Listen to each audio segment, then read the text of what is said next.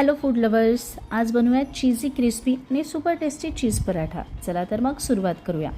गव्हाच्या पिठाचा डो घेऊन त्याची पोळी लाटून घेऊ. त्यावरती स्लाइस चीज ॲड करू. वरतून oregano, mix herb, peri peri masala, Maggi masala, garlic bread seasoning sprinkle करूया. तुमच्याकडे हवे ते मसाले तुम्ही ॲड करू शकता. पराठा नीटली फोल्ड करून पुन्हा हलक्या हाताने चौकोनी लाटून घेऊया. थोडंसं पीठ टाकू म्हणजे पराठा पोळपटाला चिटकणार नाहीत.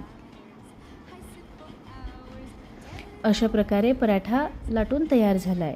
गरम तव्यावर पराठा टाकून दोन्ही बाजूनी गोल्डन ब्राऊन होईपर्यंत आपण भाजून घेऊया. वरनं थोडंसं बटर लावलं की टेस्ट डबल. चला तर मग तयार झाला आपला क्रिस्पी चीजी पराठा. बघा चीज मस्त मेल्ट झालं आहे आणि पराठा क्रिस्पी पण झाला आहे. आता गरमागरम चीज पराठा केचपसोबत सर्व करूया. रेसिपी नक्की ट्राय करा. बाय.